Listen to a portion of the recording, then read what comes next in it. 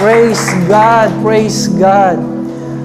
In Genesis chapter 3, verse 5, the first couple. Sino po yung first couple sa Biblia? Sa Genesis, Adam and Eve. Na po, hindi po Adam and Steve. Adam and Eve. The first man and the first woman. The first couple. The first couple were deceived by Satan. Lucifer, the devil. Pakisabi po, deceived. Pakisabi, nalinlang. Nadaya. They were being deceived by the devil. No? Nalinlang po sila. Ang sabi po ng diablo sa kanila, as you disobey God's commandment, you will be like God. Ang sabi po ng diablo sa kanila, pag dinisobey nyo si Lord, you will be like God. Magiging parang Diyos kayo. Darating ang panahon, kayo na sasambahin. Darating ang panahon, kayo na ang pupurihin. Kayo na ang papalakpakan. Kayo na ang pararangalan. Kaya napansin nyo po, ang tao na malayo sa Diyos, makita mo hindi talaga sumasamba. Ang sinasamba niya, sarili niya. Kaya meron pong mga tao, ang sakit po ay narcissism. Pakisabi po, self-centered. Hindi mo pa rin masyadong makuha yon. Ang madaling term dyan ay GGSS. Ano po ibig sabihin ng GGSS? Gandang-ganda sa sarili. Sabi mo sa katabi mo, ikaw ba yun? Guwapong-guwapo sa sarili. Ikaw yata yun. Marami pong tao ngayon, nakasentro na sa sarili. Ang focus po ng kanilang buhay, sarili na. Doon lang sila sa sarili. They were being deceived by the devil. Pero tayo po ay naniniwala, without God, we are nothing. Without God, we are weak. We are powerless. Kung wala ang Panginoon, hindi po natin kakayanin mabuhay sa mundong ito. Palakpakan po natin ang Panginoon. Romans chapter 1 verse 25. Ang sabi po diyan, they exchange the truth of God for a lie. Ang sabi po, and worship and serve the creature rather than the Creator, who is forever worthy of praise. Ang sabi po ng salita ng Diyos, sinamba ng tao. Instead yung Creator, ang sinamba ay creatures. Dapat sana'y sambahin ng tao yung Diyos na lumikha sa kanya. Pero ang sinasamba daw ng tao, because they were being deceived by the devil, nabulag na sila ng kaaway, ang sinasamba na po ng tao, yung pong creation. Alam niyo po, sa India, meron mo bang mga taga-India dito? Tingnan mo yung katabi mo, taga-India ka ba? Alam niyo po, sa India, ang religion po ng Hinduism in India, they have more than 33 million gods and goddesses. Napakarami po. Biruin mo, ganun karami yung sinasamba nilang Diyos. More than 33 million gods and goddesses. Ang sabi po ng Deuteronomy chapter 6 verse 4, isigaw po natin na may pananampalataya. Basahin po natin, Hear, O Israel, the Lord thy God is one God. King James po yung aking memory verse dyan eh. Basahin po natin sa NIV, Hear, O Israel, the Lord our God, the Lord is one. May kanta po ng araw yan, Hear, O Israel, the Lord thy God is one God. Hallelujah. Hear, O Israel, the Lord thy God is one God. Hallelujah. Ang sabi po ng salita po ng Diyos, isa lang ang Diyos. There is only one God. Kapag ang isang tao sumasamba po sa maraming Diyos, ang tawag po sa paniniwala na yan ay polytheism. Polytheism. Pero kapag ang isang tao ay sumasamba sa isang Diyos, tanungin mo yung katabi mo, ilan ang Diyos mo? Ako kasi isa lang talaga Diyos ko eh. One God lang talaga ako. Kapag ang isang tao sumasamba lang po sa isang Diyos, monotheism. Monotheism. Yan po'y paniniwala na isa lang ang Diyos. Hindi ko po alam kung ilan ang Diyos nyo. Taas po ang kamay na isa lang po ang kanyang Diyos. Praise God. Palakpakan nga po natin ang Panginoon. Dahil tama po ang ating pong pananampalataya. Sakto po yan sa Biblia. Ang sabi po ng salita ng Diyos, "Hear, O Israel, the Lord thy God is one God. There is only one God, and there is none like Him." Wala po siyang katulad. Meron po bang katulad ng Panginoon? Di ba, nag-iisa lang si Lord? Walang Diyos na nagbago ng ating buhay, kundi ang ating Diyos. Walang Diyos na nagpagaling sa atin. Walang Diyos na nag-ayos po ng ating magulong buhay. Sino dito ang buhay niya napakagulo? Malungkot, walang direksyon, madilim, puno ng putik, pero puri ng Diyos. Totoo po ang ating Diyos. Siya po yung Diyos na nagpalaya at nagpagaling po sa atin. Kaya tayo sumasamba. Kaya tayo nagpupuri. Palakpakan nga muna natin ang Panginoon bilang pagsamba at pagpupuri sa Kanya. Ang Israel po sa Biblia po, no, iba po yung Israel ngayon, yung modern Israel. Iba rin po yung Israel sa Biblia. Minsan po kasi magtataka kayo, bakit yung Israel sa modern ngayon, parang ang layo ng Israel sa Biblia. Malayo po talaga yon. Ang Israel po sa Biblia ay sumasamba lang po sa iisang Diyos. Isang Diyos lang po talaga ang sinasamba nila. Yung pong mga bansa na nasa tabi po nila, nasa paligid nila, uso po noon yung maraming Diyos. Mas marami, mas maganda. Mas maraming Diyos, mas malakas. Yun po yung katuwiran po nila. Pero alam niyo po, ang Israel po, isa lang po ang Diyos nila, pero lagi po silang nagwawagi. Lagi silang nananalo, sapagkat kahit isa lang po ang kanilang Diyos, yung Diyos po naman na yun, totoong Diyos. Makapangyarihang Diyos. Tunay na Diyos. Sino po dito ang totoong mga anak po ng Diyos? Tanong mo kayong katabi mo, totoong Kristiyano ka ba? Genuine Christians? Dapat totoong tupa. Hindi nag-aanyo, nagbabalat, tupa lang, kundi talagang genuine Christian. Pakisabi nga sa katabi mo, totoong Kristiyano ko.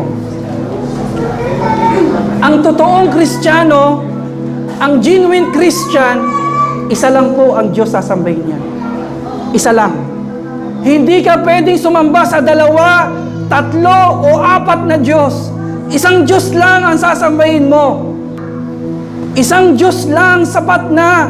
Kung ang Diyos naman na ito ay totoo at makapangyarihan sa lahat. Kaya salamat sa Diyos dahil kumakampi po sa atin yung nag-iisang Diyos. Lagi po tayong nagwawagi. Lagi po tayong gumagaling. Lagi po tayong nakakabangon. Kung naniniwala ka dito at nararanasan mo ito, pwede bang palakpakan mo ang Panginoon bilang pagpupuri mo? Sabayan mo ng hallelujah! Praise the Lord! Say Jesus! Totoo po yan, mga kapatid. Ang sabi po ng Leviticus chapter 26 verse 1, mahigpit na pinagbawal po yung maraming Diyos. Bawal po yan sa Biblia. Ang sabi po ng Leviticus 26 verse 1, basahin po natin ang sabay-sabay, "Do not make idols or set up an image or a sacred stone for yourselves, and do not place a curved stone in your land to bow down before it, and I am the Lord your God. Alam niyo po, mahigpit po pinagbabawal ng Diyos yung maraming pinapanginoon. Yan po ang naging problema po ng mga praile. Alam niyo yung mga prailing Kastila? Yung mga paring Kastila na nagturo po sa mga unang Pilipino, sa ating mga ninuno. Tinuruan nila tayo ng napakaraming Diyos-Diyosan. Maraming mga ribulto at maraming mga larawan at imahin. Napakarami po. And they were being deceived by this false teaching. Kawawa po ang maraming Pilipino. Itinuro po nila, pinakilala nila, ito ang mga santo, ito mga imahin. At nung ito'y pinakilala sa atin, ito po ay ating ginagalang, pinapahiran po ng panyo, sapagat naniniwala tayo na ito'y banal, sagrado, lumuluhod tayo dito, hinahalikan pa natin, nag-o-offer tayo ng dasal, nilalagyan natin ng ilaw, pinapasan, naglalagay pa tayo ng mga pagkain at kung ano-ano pa. Yan po itinuro po ng mga prailing Kastila. Pero nung nalaman po natin sa salita ng Diyos sa Biblia, naku, bawal pala yan. Bawal pala. Bawal pala yan. Masama pala yan sa Panginoon. Ang sabi po ng iba, hindi, pastor, ano yan eh? Paalala lang yan, yung mga ganyang ribulto.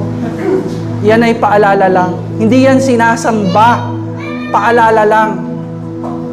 Halimbawa, yung tatay mo nasa Saudi, may picture. Paalala lang yan. Pero sabi po ng salita ng Diyos, huwag kang gagawa. Huwag kang bubuo ng anumang larawan o ribulto na inanyuan. Bawal yan. Ang tanong dyan, sino ba susundin natin?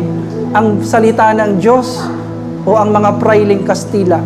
Ako, mas gusto kong sumunod sa Panginoon. Amen. Kung paalala lang yan, pero the way we treat these idols, it's a form of worship. Kasi ibig po sabihin ng worship, to give reverence, to give respect, to give adoration and service. Kung may tatay ka, picture ng tatay mo kunyari nasa Saudi, lalagyan mo ba yun ng sampagita? Lalagyan mo ba ng ilaw? Luluhod-luhod ka rin ba doon? Ha? Hindi po. Sapat na yung may picture ka sa tatay mo. Tama po. Sinasabi nila paalala lang yan. Hindi naman natin sinasamba. Pero, yung term ng worship, yung meaning ng worship, pagluhod, pagbibigay parangal, pagbibigay galang, respeto, worship po yan. Masama po yan. Kaya, napakabuti po ng Diyos na buksan sa atin ang Biblia na matagal po na pinagbawal ng mga prailing Kastila. Open sa atin ngayon ang Biblia. Amen. Pakisabi nga sa katabi mo, salamat sa Diyos, malaya ka na. You shall know the truth, and the truth shall set you free. Salamat. Salamat sa Diyos. Pinalaya tayo ng Panginoon. Pakisabi po, worship. Minsan pa, worship. One more time, worship. Pag sinabing worship, hindi na po yan kailangan ituro sa iyo. May mga bagay po sa buhay po natin bilang tao, hindi na kailangan ituro. Halimbawa, ano yung mga bagay na hindi na kailangan ituro sa atin? Pagmamahal. May nagturo ba sa iyo, Brother Russell, magmahal? Kusa mo yan naramdaman. Kusa mo yan, hinanap. Tama po. May mga bagay na, pakisabi po, built-in. Built-in na, built-in nature. Hindi na kailangan ituro. Ganon din ang worship, hindi na kailangan ituro. Parang pagmamahal, hindi na kailangan ituro. Darating ang panahon, magmamahal at magmamahal ka. Sino po mga nagmamahal dyan? Sino po yung naghahanap ng magmamahal? Tingnan mo. Hallelujah. Ganon din po worship. Ang worship, hindi na kailangan ituro sa tao kasi kusa yan lumalabas. Parang pag-inom ng tubig. May nagturo ba sa'yo uminom ng tubig? Mauhaw? Part na yan ng system mo bilang tao. Ganon din po ang worship. Ganon din po worship. Kahit hindi ka magpunta dito sa church, maniwala ka kapatid, sasamba at sasamba ka pa rin. Kahit hindi ka magbasa ng Biblia, kahit hindi ka mag-pray, kahit hindi mo tanggapin si Jesus Christ, sasamba at sasamba ka pa rin. Bakit? Built-in na yan. Ang problema mo, iba ang sasambahin mo. Pakisabi po, distorted worship. Kasi po, ang worship built-in na yan sa tao. Yan ay pangangailangan ng ating spiritual na buhay. It's a need of our soul. The inner man, may pangangailangan ka. Kung nangangailangan ka ng pagmamahal, nangangailangan ka ng atensyon, nangangailangan ka rin ng worship. Sabi nga ni Sister Lisa, buhay ko na ang pagsamba. Hindi ito pwedeng alisin sa akin.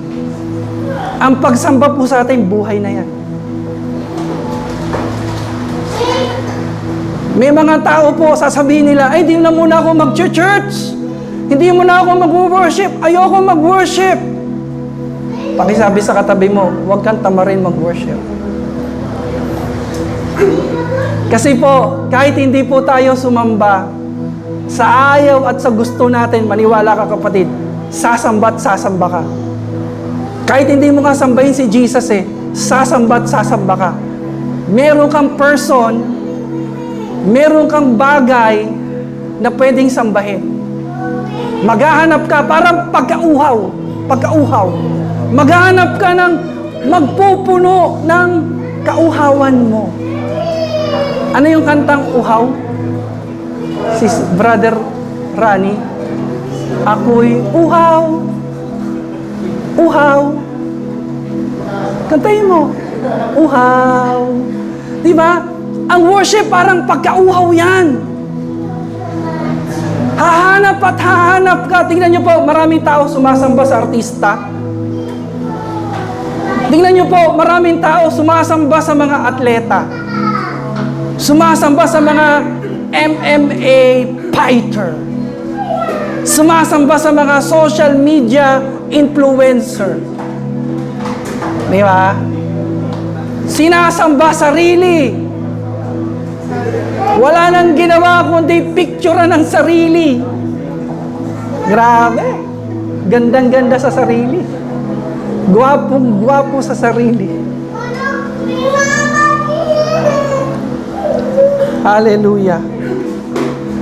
Ang sabi po ng John 4:10, ang Panginoon, ang tubig ng buhay. Jesus Christ is the living water. Yung mga tao, may pangangailangan sila na pagsamba, hindi nila binigay sa Diyos. Hinanap nila yon sa ibang bagay. Kaya ang nakukuha po nila doon, maruming tubig. Parang embornal, mabaho, maitim, puno ng mga kiti-kiti at bakterya. Kaya nalalason yung kaluluwa nila. Amen. Nasasakyan ninyo, hindi natin masyadong lalaliman. Yung kaya lang natin. May mga tao po ganyan. Pero salamat sa Panginoon dahil binigyan tayo ng Diyos ng kaunawaan. Salamat sa Panginoon, nakilala natin ang Panginoon. Amen. Salamat sa Diyos na binago niya buhay natin. Noon dati, kung sino-sino sinasamba natin. Nililigawan, material na bagay. Kung sino-sino sinasamba natin, politiko, tao, bagay, ribulto, mga imahen. Kung sino-sino sinasamba natin at napupulyot yung ating soul. Pero salamat sa Diyos, ang sabi po ng John 4:10, Jesus Christ is the living water. Kaya every time we worship His name, sariwang tubig. Yung presensya ng Panginoon na napakasariwa ang bumababa sa atin. As we worship the Lord, nakakasumpong tayo ng kapahingahan. We find peace. We find joy. When we worship the Lord, we find healing to our soul. When we worship the Lord, yung basag na buhay nabubuo. Yung basag na buhay, binugbog ng iba't ibang klaseng problema. Once we worship the Lord, we are being healed.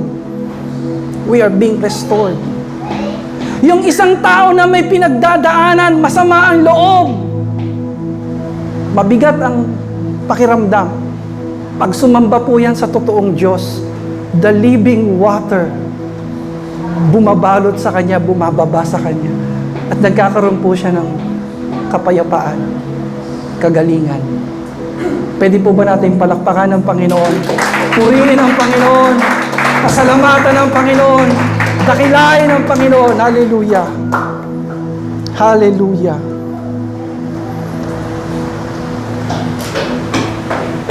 Nakakalungkot po, maraming tao, ang sinasamba po kapwa-tao.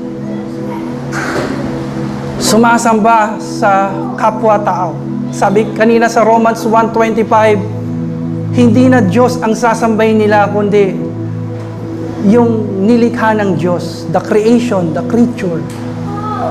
Pag pumunta ka sa mga concert, sa mga K-pop, o katulad dito, Michael Jackson concert, alam mo, yung mga tao dyan, panoorin nyo sa YouTube. Tingnan nyo kung paano sumamba. Yung mga nasa concert, nagtataas ang kamay. Naiiyak sila. Pinapakinggan nila yung bawat letra, bawat lyrics, salita na sasabihin ni Michael, talagang yung mga tao nag-iiyakan. Meron pang mga nahihimatay. Grabe po. Grabing adoration ang binibigay, grabing pagpapakita ng excitement, ng joy, na kung saan, sino ba tong taong ito na nasa concert? Siya ba yung namatay sa krus? Siya ba yung Diyos na napako sa krus, nagkatawang tao, at binayaran sa krus ang ating mga kasalanan? No, hindi po yan. Pero, grabe po siya sambahin ng mga tao. Grabe po. Pero nakakalungkot po, pagdating po sa church, yung mga tao po ay talagang nilalabanan po yung antok, matamlay. Samantalang ang sinasamba nila, Panginoon ng mga Panginoon, Diyos na nagbigay ng biyaya, pagpapala sa kanila. Halos hindi nakayanin yung antok. Pero pag nasa concert, buhay na buhay. Pag nasa mga inuman, bumabangka. Kumakanta. Sa mga video okay, bumibirit. Pakisabi sa katabi mo, ikaw yata yun. Kaya pala hindi kami makatulog. Grabe ka bumirit. Grabe ka. Patulugin mo naman kami. May pasok pa kami. Pero pagdating sa church, pag nagsesermon yung pare, nagsesermon yung pastor, matamlay, walang gana, natutulog. Pero pag nanonood ng mga sports,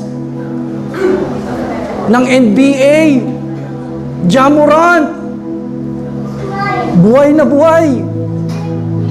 Nagtatalo na, nagsisigawan.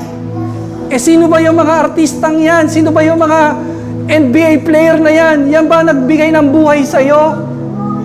Yan ba ang nagtubos ng kasalanan mo sa krus? Yan ba yung sumama sa'yo nung nag-iisa ka? Yan ba yung tumugon ng prayer mo? Pero pagdating sa Diyos, yung mga tao parang antamlay. Pero naniniwala po ako sa church po ng FJFM family. Naniniwala po ako na mga kapatiran dito, buhay na buhay po sa pagsamba sa Diyos. Excited mag-worship para sa Panginoon. Grabe pumalakpak. Grabe sumigaw. Sige nga po, palakpakan natin ang Panginoon. Purihin natin ang Panginoon. Siya na ating Panginoon na nagbibigay ng daily bread. Nagbubukas ng langit. Nagbubuhos ng pagpapala na meron po tayo. Palakpakan natin ang Panginoon. Siya na nagbago ng ating buhay. Siya na nagtubos sa ating mga kasalanan. Hallelujah! Praise the Lord! Siya na Panginoon na kahit napakadilim, nagiging liwanag dahil sa kanyang presensya. Siya ang Panginoon na kahit napakalungkot, malungkot mamatayan ng tatay. Namatayan po kami ng tatay noong June this year. Sobrang lungkot. Sobrang lungkot. Pero salamat sa Diyos, siya yung Panginoon na kahit napakalungkot, pinapawi niya yon ng kanyang pagmamahal. Amen. Siya yung Panginoon na sinasamba natin na kahit napakahirap ng buhay, nakakaraos pa rin tayo. Nakakaraos pa rin tayo. Nagpo-provide siya. Kaya karapat dapat lang siyang papurihan. Amen. Kaya karapat dapat lang siya pag-alayan ng ating buhay. Kaya pag umawit po tayo sa Panginoon, aawit po tayo ng todo-todo, bibirit tayo para kay Lord. Amen. Pag sasayaw po tayo kay Lord, ay talagang sasayaw tayo kahit parehas kaliwa yung paa natin. Amen! Hallelujah! Thank you, Lord, for your presence. Thank you, Lord, for your presence. Pakisabi po, contagious. Pakisabi po, nakakahawa. Nakakahawa po. Ang sabi po ng salita po ng Diyos, kung sino yung sinasamba mo, mahahawa ka sa Kanya. Contagious. Kung sumasamba ka sa totoong Diyos, mahahawa ka ng Kanyang presensya at pagmamahal. Kung sumasamba ka sa fake na Diyos, mahahawa ka ng Kanyang pagiging fake. Basahin po natin ng malakas na may pananampalataya. Psalms 115 verse 8. 1, 2, 3, all together now. Read it. Those who make idols will become like them, and so will those who trust in them. Yun daw pong mga sumasamba, nagpe-pray, lumuluhod sa mga ribulto. Ang sabi ng Diyos mismo sa kanyang salita, Psalms 115 verse 8, matutulad kayo doon. Kung sino yung sinasamba mo, matutulad ka sa Kanya. Transferring spirit, contagious, nakakahawa yan. Sino po dito sumasamba sa totoong Diyos? Sa ating Panginoong Yesus. Sa Diyos na may likha ng langit at lupa. Amen! Can we say Amen? Pag sumamba ka sa totoong Diyos, nagkakaroon ka ng kapayapaan sapagkat siya ang prinsipe ng kapayapaan. When you worship the Lord, you will have peace sapagkat you worship the Prince of Peace. Amen? Kapag sinasamba mo ang Panginoon, you will have joy sapagkat ang sinasamba mo ay Diyos na nagbibigay ng kagalakan. The joy of the Lord is our strength. Pag sinamba mo, Panginoon, nakasusumpong ka ng kagalingan because you worship the great healer, the great physician. His name is Jesus. Pag sinasamba po natin ang Panginoon, nagiging forgiving tayo, mapagpatawad. Kasi ang sinasamba natin, Diyos na mapagpatawad. Pag sumasamba po tayo sa Panginoon, nagiging merciful tayo. Minsan gusto na natin magalit. Gusto na natin magparusa. Pero dahil sumasamba tayo sa forgiving God, nagiging merciful tayo at mapagpatawad. Amen? Dahil sumasamba tayo sa Panginoon, nagiging generous tayo. Mapagbigay sapagkat ang sinasamba po natin ay Diyos na mapagbigay.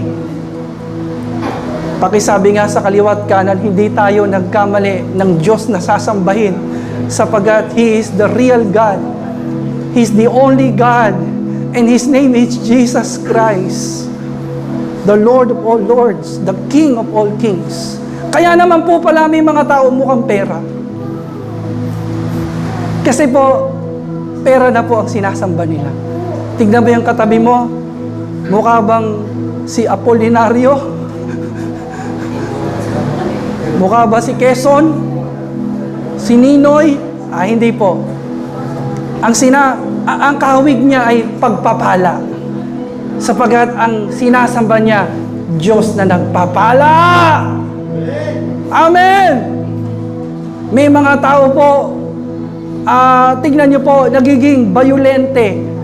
Kasi yung panahon nila, yung oras nila, ginugugo nila sa mga online gaming na puro violence, puro patayan, barilan, puro dugo sumasabog. Pagsambayan. Kaya nagiging violente po yung mga kabataan ngayon. Nagiging magalitin, palamura.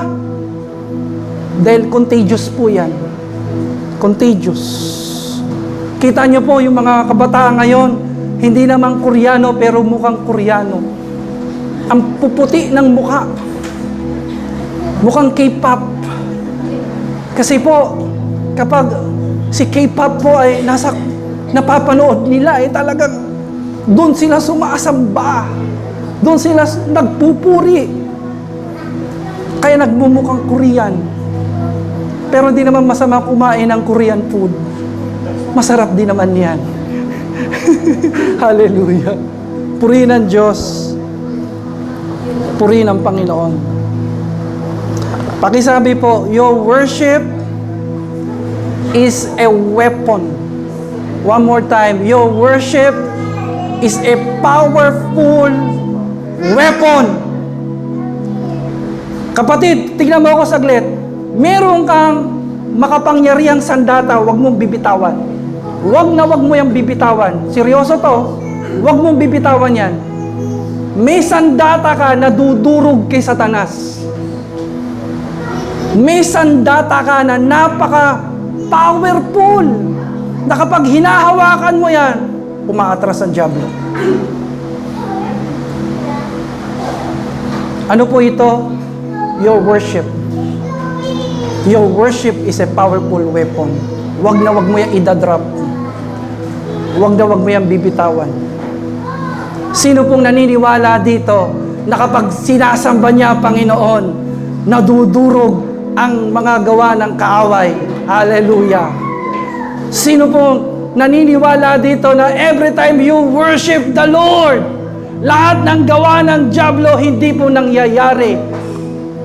Lahat ng gawa ng kaaway hindi po pumapagkit sa atin. Pakisabi po, 2023. Napansin nyo, 2023, ang dami naghihiwalay. Napansin nyo? Sino mga kakilala ninyo na naghiwalay ngayon 2023? Mga artista, mga kilalang tao, mga kilala sa lipunan, o mga kakilala lang natin sa barangay, community, ang dami po naghihiwalay. Napansin nyo? Tingnan nyo po ako saglit. Bakit po? Kasi po, sabi ng John 10:10, naparito ang diablo para magwasak. Magwasak. Kapag nasa relationship ka, tandaan mo, sisirain kayo ng diablo. Huwag mo sabihin na, hindi, mayaman naman kami. Hindi, mapera naman kami. Hindi, ang dami naman namin pagkain sa rep. Ang dami naman namin grocery. Hindi doon. Nakita namin mga mayayamang tao. Talaga ngayon, hiwalay na. Ay hindi, ano naman kami, active naman kami sa social media. Lagi kami nagpo-post na napaka-sweet namin. Hindi po, marami na pong gumawa dyan. Laging sweet sa social media, laging nagpo-post. Ngayon, hiwalay na. Sinira sila ng diablo. Sino po dito yung may asawa? Your worship is your powerful weapon. Tandaan mo, wag mo yung idadrop. Naniniwala po tayo na every time we worship the Lord, hindi magtatagumpay ang lahat ng gawa ng dyablo sa ating pamilya. Amen! Amen! Hindi niya kayang sirain ang isang pamilya na sumasamba sa Diyos. Hindi niya kayang paghiwalayin ang mga mag-asawang sumasamba sa Diyos. Hallelujah! Your worship is a powerful weapon. Kaya every time you worship the Lord, nanginginig ang kaaway. Every time you worship the Lord, lahat ng nilalagay ng kaaway sa isip mo, nadudurog, naglalaho, pinapalitan ng mga salita ng Diyos na nagbibigay ng assurance, kapayapaan, kalakasan. Palakpakan po natin ang Panginoon. Purihin po natin ang Panginoon sa araw na ito. Hallelujah! Kaya ang sabi dito, turn your worry into worship. And God will turn your battle into blessing. Pag sumasamba ka, kapatid, kaibigan, pagtatagumpayin ka ng Panginoon. Ibabangon ka ng Panginoon. Palalakasin ka ng Panginoon. Hallelujah. Hallelujah. Grabe yung presence ni Lord sa araw nito. Thank you, Lord.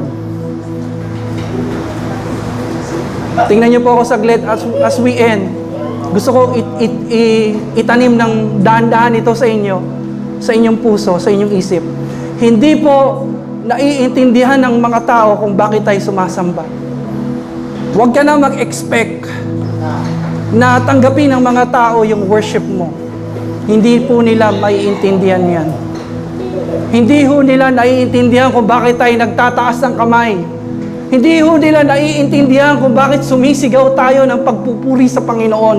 Hindi ho nila naiintindihan kung bakit nagha-hallelujah tayo. Hindi ho nila naiintindihan bakit tayo umaawit sa Diyos. Minsan pagkakamalan tayong may tama. Pagkakamalan tayong may sabit. Hindi po nila naiintindihan. Kasi, tingnan nyo po, wala naman sila doon sa pinagdaanan natin. Tama po, Panginoon lang ang nakakaintindi sa atin. Nakikita nila ngayon, okay na tayo. Nakikita ng mga tao, blessed na tayo. Nakikita ng mga tao, magaling na tayo. Kaya pag nagtataas tayo ng kamay, umaawit tayo at nagpupuri tayo sa Diyos, hindi nila naiintindihan kasi hindi naman nila alam yung pinagdaanan natin. Wala naman sila doon. Hindi naman nila nakita. Hindi naman nila nakita nung basag na basag tayo. At ang Panginoon lang ang pumulot sa atin. Hindi naman nila nakita na parang nung panahon na hirap tayo, hindi natin alam kung saan tayo pupunta, kanino tayo mangungutang, kanino tayo hihingi ng mag-aamot ng tulong na hindi tayo pag-iisipan ng masama. Napakahirap ng ganong sitwasyon. Na hindi ka pa nagsasalita, pag-iisipan ka na ng tao na eto na naman siya. Manghihiram at mangungutang at mangangako na naman. Hindi nila pinagdaanan yon. Diyos po yung kasama natin na nag-ahon sa atin doon. Kaya pag nagpupuri tayo sa Panginoon, wala na tayong pakialam kung anong sasabihin nila. Amen! Sabagat ang Diyos at ang Panginoon ang sumama sa atin sa ganong pagkakataon. Palakpakan po natin ang Panginoon. Purihin natin ang Kanyang pangalan. Kaya pag nakikita mo yung katabi mo, nagpupuri, matindi pinagdaanan yan. Tingnan mo yung katabi mo. Hindi ko alam yung pinagdaanan mo, pero alam ko matindi yan. Matindi yan, kapatid. Talagang matindi. Diyos lang ang sumama sa'yo. Diyos lang ang kumapit sa'yo. Hallelujah. Siya naging kalakasan mo. Amen. Siya naging pagpapala mo. Siya naging kagalakan mo. Siya naging manggagamot mo. Amen. Yung iba pong tao nahihiya mag-worship. Yung ibang tao nahihiyang pumalakpak. nahihiyang magtaas ng papuri sa Diyos. Yung ibang tao po, nanghihinayang. Sayang itong oras. Sayang ang panahon. Sayang ang buhay, sayang ang talento kung gagamitin ko lang dito sa samba-samba na yan. Yung ibang tao po, pagdating sa worship, kuripot, tikom ang kamay, hindi po generous. Pero po sa atin, hindi po tayo ganun. Amen. Para po sa mga anak ng Diyos, hindi po tayo nahihiyang magtaas ang kamay. Pwede ba natin itaas ang ating mga kamay? Para sa mga anak ng Diyos, hindi po tayong nahihiyang pumalakpak sa Panginoon. Pwede po ba natin palakpakan ang Panginoon? Para sa mga anak ng Diyos, hindi tayo nahihiyang sumigaw ng magpupuri, sumigaw ng pangalan niya. Hallelujah, Jesus! Hindi tayo nahihiya kasi siya yung Diyos na naging kalakasan natin sa panahon na nanghihina tayo. Siya yung Diyos na naging liwanag natin nung panahon na dilim na tayo. Siya yung Diyos na nagbuo sa atin sa panahon na basag tayo. Thank you, Lord. Kung tayo po hindi naiintindihan ng mga taga-sanlibutan, even King David, si King David na misinterpret, kinagalitan, dahil hindi rin po siya naiintindihan ng mga tao sa kanyang paligid. 2 Samuel chapter 6, verse 16 hanggang 23. Makikita po natin yung record dyan na ang sabi ng 2 Samuel chapter 6, verse 16 hanggang verse 23, si David po, nung siya po ay sumasayaw, nagpupuri sa Panginoon, para po siyang baliw. He looks like crazy. Para siyang baliw. Kasi, imagine, he was a king. Pinakamataas na tao. Pero kumakanta, sumasayaw, nagtataas ng kamay, lumulukso, na parang baliw. At ang sabi po ng asawa niyang si Michal, ang sabi ng asawa niya, hindi ka na nahiya sa pinaggagawa mo, hari ka pa naman. Nakikita ka ng mga tao, nakikita ka ng mga kababaihan, nakikita ka ng mga nasasakupan mo, hari ka pa naman. Para kang baliw na sumasayaw, sumasamba, umaawit sa Diyos. Alam mo, sabi ni King David, hindi mo ako naiintindihan. Hindi mo alam yung pinagdaanan ko. Tingnan mo yung kabutihan ng Panginoon. Instead, maging hari, isa sa mga angkan ng iyong tatay. Si Michal po kasi, ang tatay niya, si King Saul, yung dating hari ng Israel. Supposed to be, pag susunod po na hari, yung anak ng hari. Si King David po, wala po siyang dugong bughaw. Wala siya sa lahi ng mga hari. Kaya ang sabi ni David, hindi mo ba alam na hindi ako karapat dapat maging hari? Mahirap lang kami. Ako ay shepherd boy lang, nag-aalaga lang ng tupa. Pero instead na kumuha ang Diyos ng susunod na hari sa lahi ng tatay mo, ako na hindi karapat dapat, pinili ng Diyos maging hari. Sino po dito nagpapasalamat sa Diyos na grabe yung blessing sa iyo ni Lord? Pastor, di naman ako mayaman. Huwag ka tumingin sa material. Mabuti sa iyo ang Diyos kasi si Kristo'y namatay sa krus para bayaran ang iyong mga sala. Mabuti ang Diyos. Mabuti pa rin sa iyo ang Diyos dahil marami kang blessing na meron ka ngayon na kung iisipin mo, hindi ka karapat-dapat. Kaya ang sabi ni David, hindi ako karapat-dapat maging hari, pero ang buti ng Panginoon, ginawa niya akong hari. Kaya kung sasayaw ako, kulang pa ito.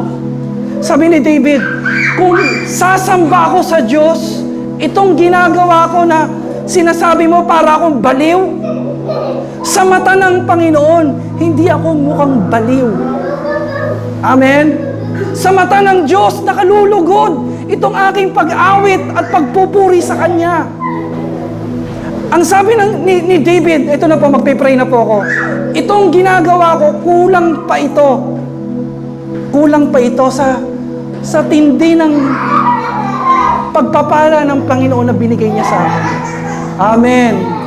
Pakisabi nga sa katabi mo, kulang pa yan. Sa tindi ng blessing sa iyo ni Lord, kulang pa yan.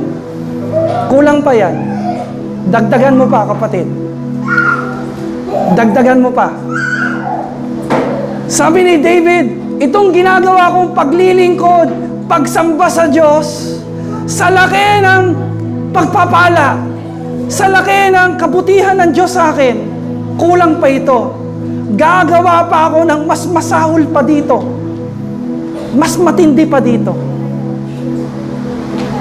Hallelujah. Bilang pasasalamat sa Diyos. Bilang pagpupuri sa Kanya.